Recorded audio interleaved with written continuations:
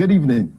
I want to welcome you to season 3. I can't believe it's season 3 already of Leadership Matters, a very short 30-minute program held every Monday with the focus of encouraging and supporting leaders along their journey.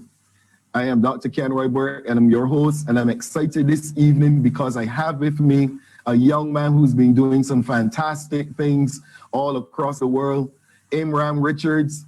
He is a leadership consultant with Inspire Leadership Solutions, and I'm so excited to have him on the program. I want to encourage you right now to share this link, tell a friend, let somebody know that we are on, because we're going to be talking goal setting. Every single person starts the year with a focus. They start the year believing that there is something that they want to achieve. This evening, we are going to discuss with Imran what goal setting looks like. In fact, one of the exciting things is this: we get to talk to him about what goal setting looks like in a COVID environment. 2020 was a hard time, but this year, 2021, we are going to win, and we're going to do it well. So Imran, welcome to Leadership Matters. Thank you so much for having me. It's such a pleasure to be here with you this evening, man. I'm so happy that you found the time in your busy schedule to be able to be a part of this program. So Imran, we're talking leadership, but before we go any further, who is Imran? Let's talk a little bit. Who is Imran Richards? Well, what I would say is I am one of those individuals who is extremely passionate about helping people to win.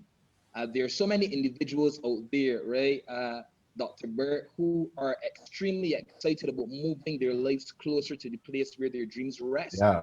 But for whatever reason, they seem to lack the tools, the knowledge, the skills necessary in order to do that.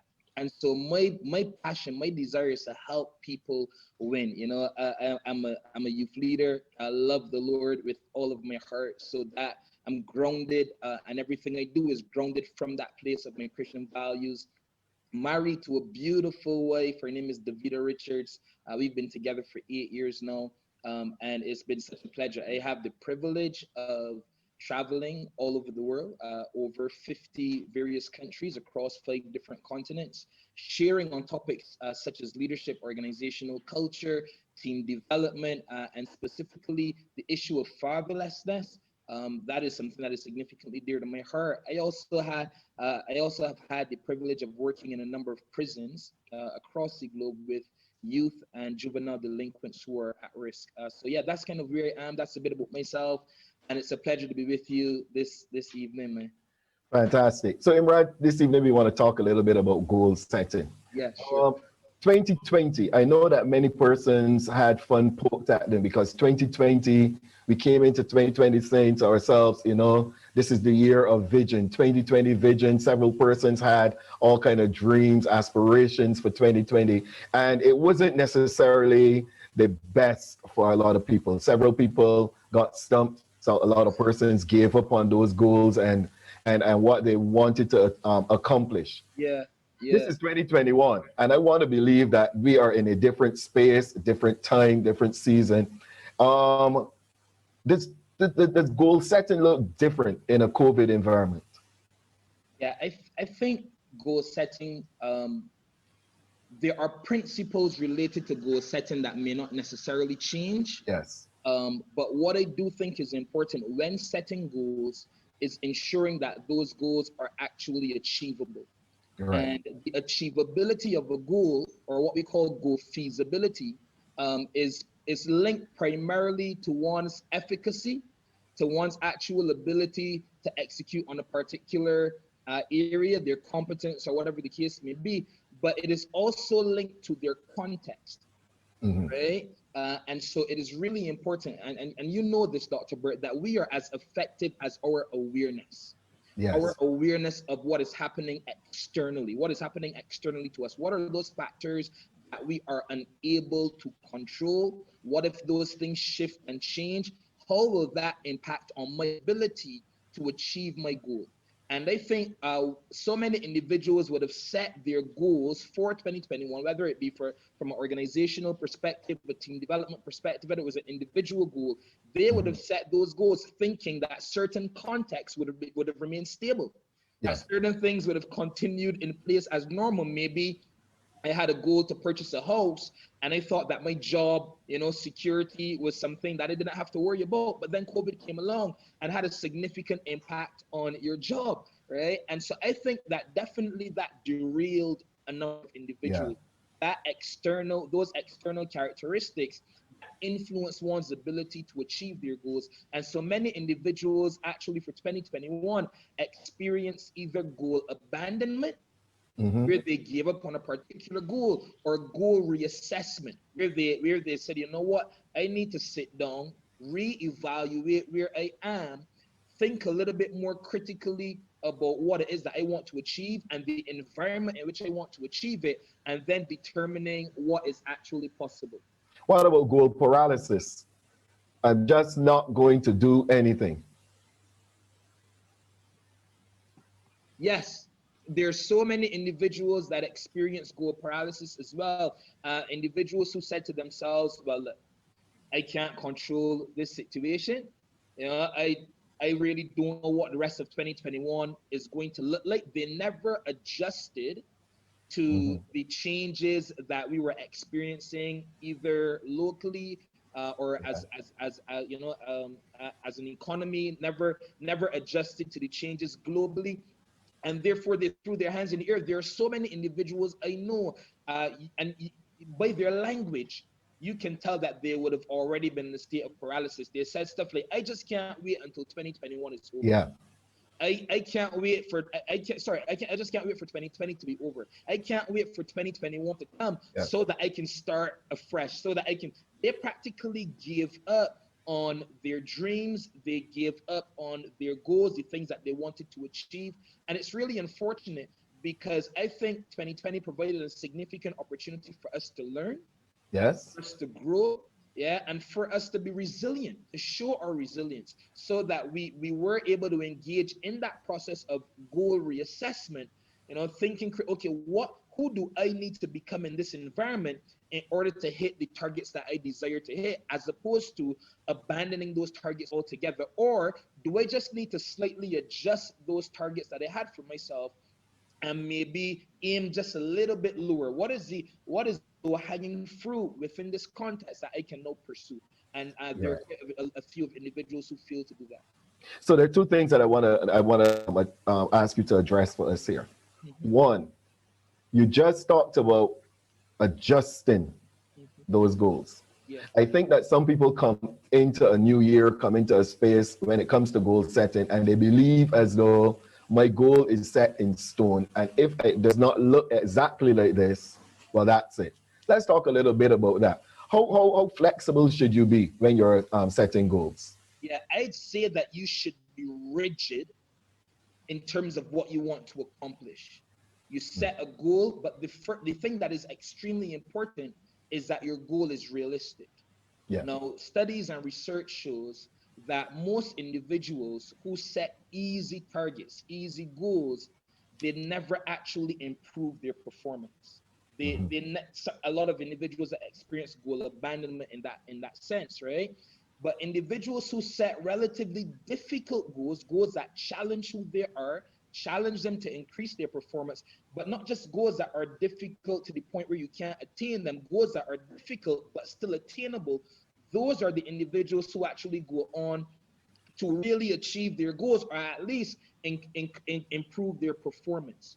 And so therefore, I'd say that for a lot of individuals, it's really important that the goal that you set is not only feasible, not only desirable, sorry, but it is actually feasible. In other words, do you believe that you have the capacity, that you have what it takes to achieve this goal? And if you don't think that you have the capacity, do you think that you can pursue this goal as a learning oriented opportunity, so that you're not necessarily focusing on performance, you're focusing on your competence? How do I develop the skills, the talents, the knowledge necessary to continue on this trajectory? If your focus is performance and improving your performance without first mastering the basic skills or mastering a particular competency, from the time challenges come, you are going to give up, Yeah. because you're going to see it as an obstacle, as opposed to an opportunity to continue to grow, to continue to learn, so that as I pursue this, I can continue to improve my performance. And so I think you need to be rigid on your goal. What is it that they want to achieve? And you need to set a bullseye target on that. However, you need to be flexible in your approach. You need to Okay. remain flexible in the way that you approach your goal, because there are a number of different routes to accomplishing a particular end. And sometimes one route, we may but one obstacle.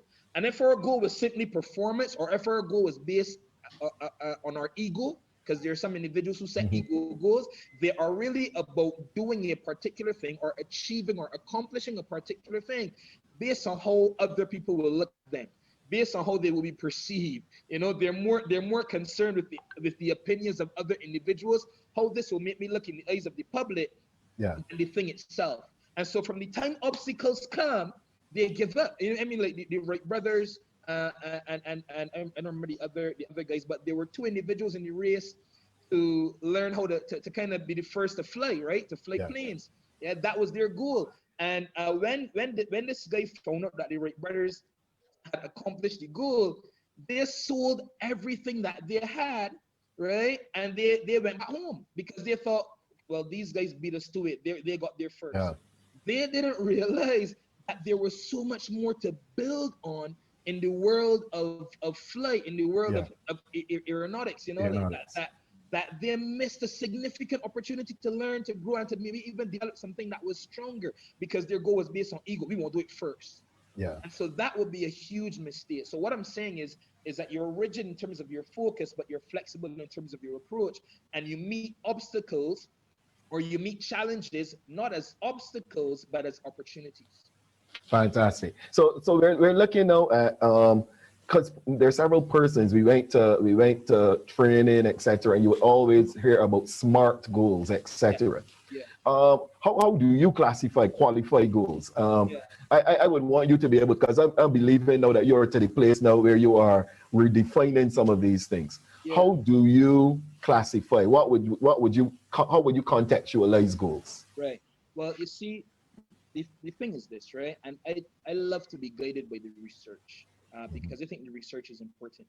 And Locke and these guys, they would have been researchers who really came up with the theory, goal setting theory, from all the way in the 1990s. Tons of interviews, tons of surveys, and there were a few things that they found that were really, really important in the goal setting phase, right? One is that goals need to be specific. And I don't want to go along the smart line, but a lot of the stuff related to smart goals is actually grounded in really solid, really good research. Somebody at the office who says to themselves, I want to improve my performance, I want to improve my overall performance this year, will hardly ever go on to really achieve, because it's too ambiguous. Yeah. I want to become better. Those types of goals, that really isn't a goal. So goals need to be specific. Yeah. Goals also need to be realistic in that those goals are not necessarily easy to accomplish, but that they're actually possible to attain, right? And so Okay. that's really important All because right. So yeah, somebody's asking this, yeah, Imran. How do you differentiate then between a difficult or challenging yet feasible goal mhm. versus an unrealistic goal? Right. Okay. Good. Great. That's a wonderful question. I think goals that are challenging but yet attainable are goals that stretch your capacity and your ability, that cause you to think about what you were able to produce last year. And I'll use maybe a football team or a sporting team for this particular analogy, right? You'd find that teams that maybe were not necessarily doing, maybe they did well in 2020, maybe they came like third or fourth, or position. Maybe it was as a result of Mhm. a strong attacking approach that they would have taken, right? A challenging goal now would be, how do we improve on not just our attack, but how do we ensure that we concede maybe 10% less goals than we did the previous season around? Though that is something that will require them to work extremely hard, though that is something that will require them to put in a lot of significant effort, it is something that would be possible. Why? And this is the differentiating factor here, is because they aren't necessarily in a context where they are learning something absolutely new or from scratch. They have now come to a place as professional athletes where they've already mastered a skill. And this is really, research is really important, because the research shows that individuals who set performance goals without actually mastering the skill related to that performance, the basic skill of passing, of dribbling, of defending, of shooting at the goal bar, etc., those individuals go on to view the challenge of that goal as entirely difficult because they've not mastered the skill associated with it, and they abandon it. So I would say, don't set goals at a really high bar when you are now entering that particular field or trying to learn something in that area. Goals that will challenge you are goals that build upon the skill sets and the competencies that you already possess, but call you to bring that one higher, Yeah. two higher, maybe three higher even, right? So it stretches you, but not to the point that it breaks you altogether, and you get frustrated. You decide to yourself that this isn't working. I am going to abandon this. It's like me making a decision for the very first time that I am going to pursue a solid, healthy meal plan and so forth when it comes to my diet and my health, but I can't cook. Yeah. My first goal should be to learn to cook. Yep. Then I can think about, maybe working on meal plans and meal prep and those types of things, right? Does that make sense? Hopefully that answers it. I'm thinking that would have answered. So someone is also saying, fear and anxiety are expected in this crisis, obviously. Yeah. And Rand, I want us to get back to those things. I know that we're going to connect again on this, but fear and anxiety are expected in the crisis. Yeah. How do we help our teams to navigate this in resetting goals? Right. Oh man, such a good question, right? I think the first thing to do is to empathize with your team. Yeah. Is to acknowledge that this fear is legitimate. Acknowledge that this fear is that this is a real feeling. There's nothing absolutely wrong with feeling scared, with maybe even feeling overwhelmed, right? However, so you want to acknowledge the feeling, but you don't want to allow your team to stay there, right? So the second thing that you want to do is you want to cast vision for what are the things in this environment that we may possibly now need to change and to rethink. You're doing that together with your team. You're not doing it on your own in your boardroom, as executives, and then coming to your team and saying, okay, this is what we're doing. You're trying to include them as much as possible, because where employees, team members have been able to weigh in, that is the time when they're able to buy in, according to Patrick Lencioni, who wrote the 5 dysfunctions of an effective team, right? And he says if people aren't able to weigh in, then they aren't able to buy in. So you want to plan strategically with your team about what are the things that are going to change in this environment, either internally in the office as we try to navigate these external circumstances. And secondly, what are the things that will remain the same? Because you want to address people's anxieties. People are fearful that I still have my job. What is going to happen with my role? You want to help to quell some of that fear as much as possible. Hey guys, these are the things that are going to change. However, these are the things that are going to remain the same. And you let them know that upfront. Communication is significantly important, and then from there you lead the charge, and you begin, and obviously it'll take us a little bit more time to kind of walk through what going through this process of strategic planning would look like related to reassessment of your goals and those types of things. You want to take your goals, you want to place them on a flip chart, you want to walk your team through this process. Here is what we were hoping to achieve. Here are the things that were within our power to control based on the organization's strengths, based on the opportunities before the organization, based on the resources that we currently have, etc. Right? And then here are the goals that seem a little bit outside of our reach that we now need to rethink. And you invite your team to speak into that process. And I think if you do that, you'd be so surprised by how resourceful your team is. by how resilient your team is, by how much ideas your team may have because you've made the decision to include them in the process. Because something that you may not have an answer for, or an angle that you may not be thinking about, that employee, because of their connection with that role so intimately, they might say, but what if we do this, or what if we do that? Every idea may not necessarily be feasible. Correct. But there are some ideas that you can, because a great idea was usually the result of maybe a bad or relatively good idea that somebody took the time to build on, you know? Exactly. And usually what you find, Imran, is that when people get to the place where their ideas have been shut down enough, they Yeah, stop thinking ideas. yeah, yeah, So they shut down that part of them. Usually when you start implementing some of their ideas, they go home and their brains are engaged and they're thinking about what can I do to solve this problem at work. But from the time you shut down those ideas, you can guarantee that yeah. you're not going to get that kind of engagement That's why we see anymore. leaders who surround, and leaders who surround themselves by people, right? Who only leaders who are only interested in speaking, essentially, will soon be surrounded by individuals who have nothing to say. Nothing I to think say. I think that's really what they're trying to suggest. Yeah. And Correct. one more thing that I would say, and it would be really great for those of you who are leading organizations in this time, to research a VUCA world, VUCA. The word VUCA stands for volatility, uncertainty, complexity, and ambiguity. It's an acronym for those words, and it was coined by the I think it was the U.S. military right after the Cold Yeah. War. They were talking about, this, the a new type of world that we are living in, where things are volatile, where Yeah. you can't plan, and issues and problems are complex, and so we need to rethink. And so a VUCA world speaks to just the level of uncertainty of the time that we are living in, Correct. and how do and I think that particular set of theory there will help to give leaders a really solid handle on how to navigate times like The these. crisis leadership. They're responsible. The Navy was actually responsible for creating that whole crisis leadership model. Yes, And I yes. think that is important for us to be able to understand. That's what they do on a daily basis. Yeah. So Imran, let's jump back into some of these. What should goals look like? You were going through. You got to realistic. Mhm.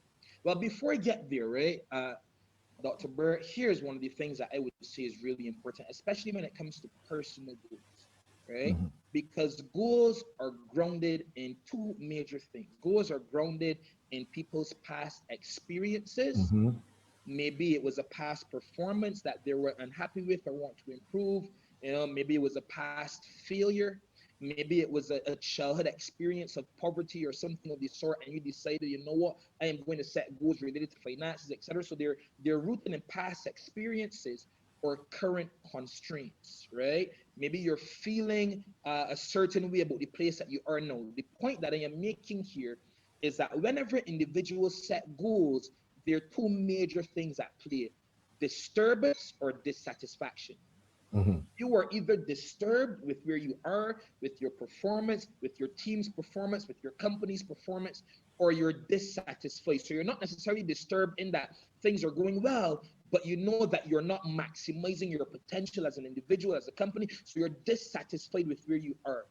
And that is one of the first reasons why individuals make a decision that they're going to set a particular goal for themselves, because they want to move from where they presently are. They want to improve on the condition of a past experience, etc.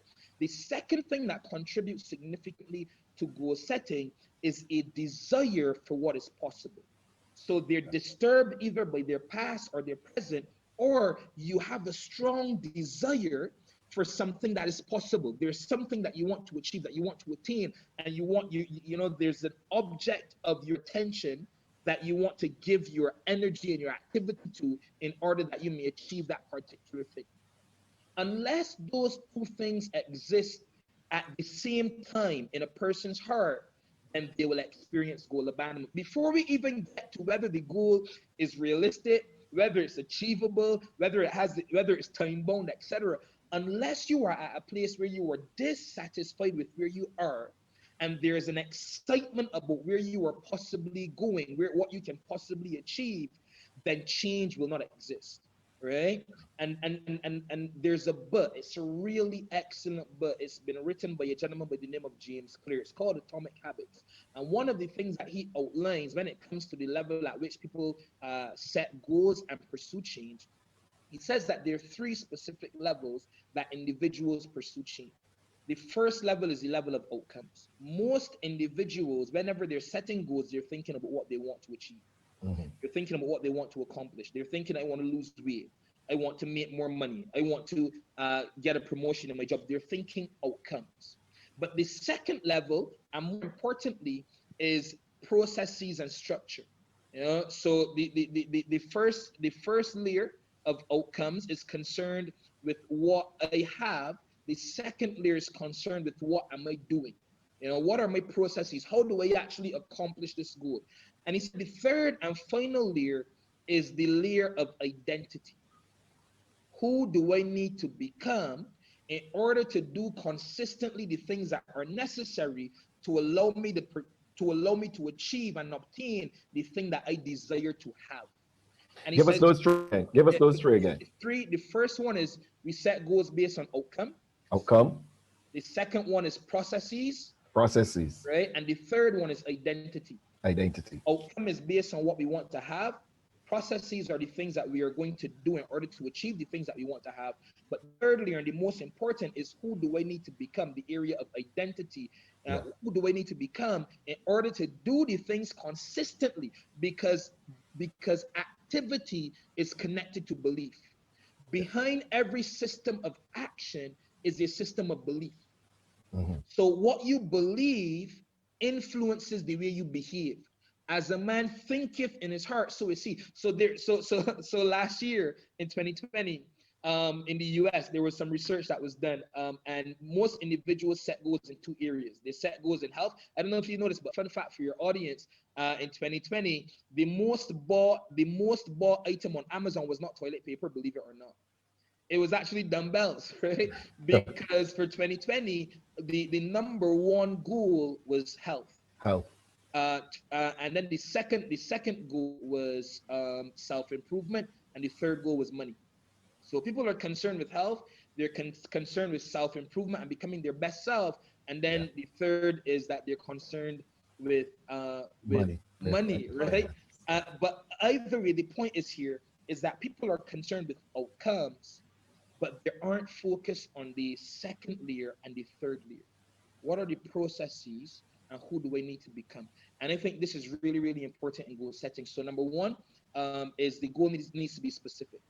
Mhm. Research has also shown that if the goals are connected to a particular time frame, it is more likely that the individual will do it because they feel a sense of urgency, they Yeah. feel a sense of a starting line, a finishing line, and a deadline, right? They know Yeah. this is where I'm starting, this is where I want to go, this is what the finishing line looks like, and this is the timeline within which Right. I want to Correct. accomplish a deadline. So those two things are important. But more critical to that is the level of difficulty. So you're not just setting a goal that is relatively easy to accomplish. You want to set a goal that will really challenge who you are, that will challenge your practices, that will challenge you to think differently about your habits and your behaviors, the things that you are doing, your attitude towards certain things, etc. And difficulty also increases performance when it comes to goal setting and Yeah. the ability to actually attain a particular goal. And then the one of the things that James Clear talks about in his book is going all the way down to the layer of your habits and addressing those very minute and specific behaviors. One of the things that individuals take for granted is the significance of small changes. Yeah. How do you begin to make small daily changes in your life that will lead to massive results? Mhm. Right?